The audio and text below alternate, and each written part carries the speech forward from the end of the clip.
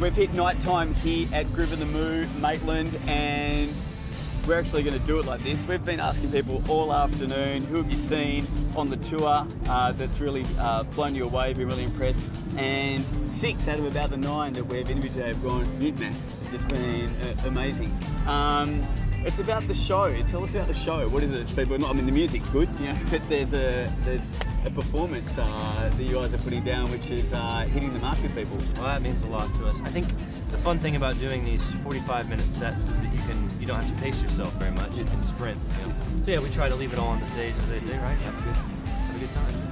And it's been a wild crowd too. Usually, you know, I'll hand my drums out to the crowd and I'll drum.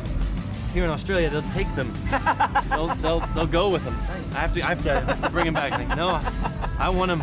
I want you to help me, but I'm gonna need to keep those. Yeah.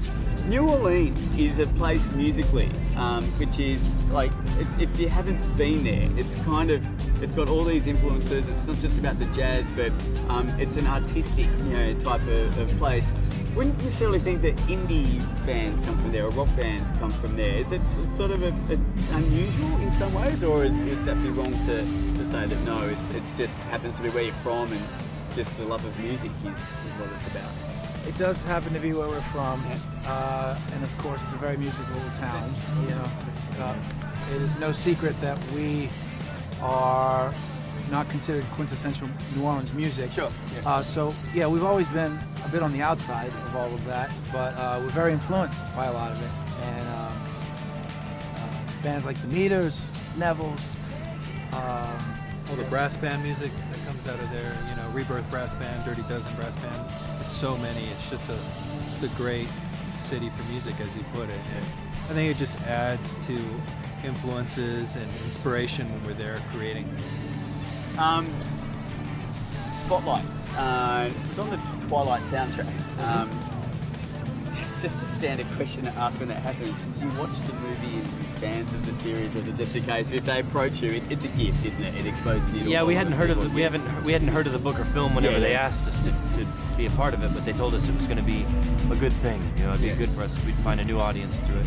But yeah, whenever our song made it into the film, I took my mom to watch it, and after the movie, she said, I wasn't a fan of the girl, but the guy was very good. He was a very good actor.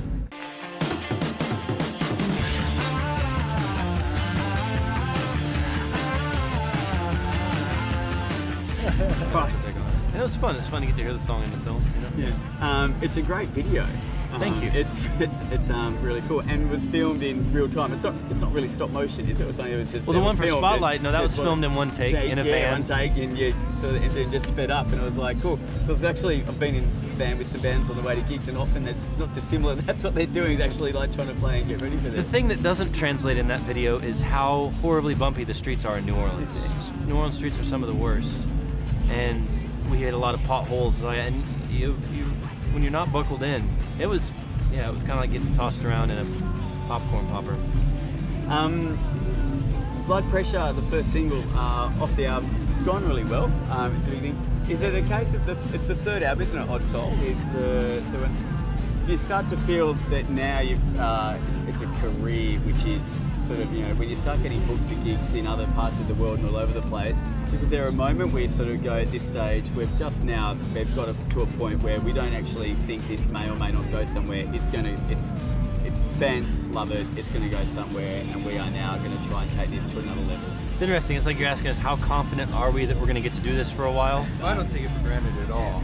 Absolutely not. I think it's a privilege that we're out here and playing for people and get to do this. Yeah. It's what we love, you know, so I don't take it for granted at all. I feel like the older I get, too, the more I realize that it's special to get to do this. And festivals make that happen, don't they? I mean, I know it's not like festivals haven't been around, but they have just really started to peak everywhere. And it's a festival sound. Your sound translates really well to that crowd type thing. You must do a lot of them in the States, like just must be a constant circuit over there. Yeah, we didn't do so many this year. We do get to do a festival in Mexico City soon, and we're excited about that. Never been there before. And I love it. It's probably the only time I get to see a live show, so I've enjoyed the bands here. I've been really impressed. Matt Corby, Big Scary, San Cisco, all the DJs playing over in that tent are all great. Yeah. Australia's having a big run at the moment. You have a lot of girl drummers. I'm impressed. I guess so. I don't know Yeah, if San Cisco, Big Scary, and I feel like there's one other, I can't remember who, but even in this festival, it seems like you guys realize that a girl drummer is better than a guy drummer. Yeah, I don't know actually. I'm considering an operation. Yeah, I was about to say,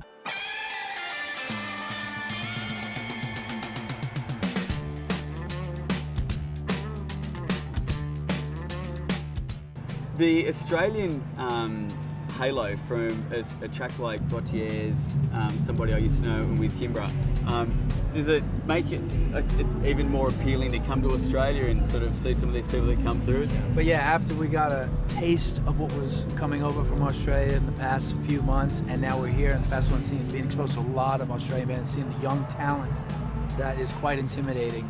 I'll say this. Yeah, we're scared. If Is that what you're asking? If Gautier's single does so well, and then Matt Corby goes over there and does it, I'm gonna be pissed. Yeah. I'm gonna be really angry. He's, Pissed means drunk here. I'm gonna be I'm sorry. I'm gonna be frustrated. Yes. Well, he's sold out shows in London, I think, already, and I've heard he's going to the States. It's a killer single. I think he's probably gonna tear it up. I Yeah. feel privileged to. That's the thing. More than anything, I feel privileged to have found out about them before they got huge in the States. You know, it makes me feel a little cool.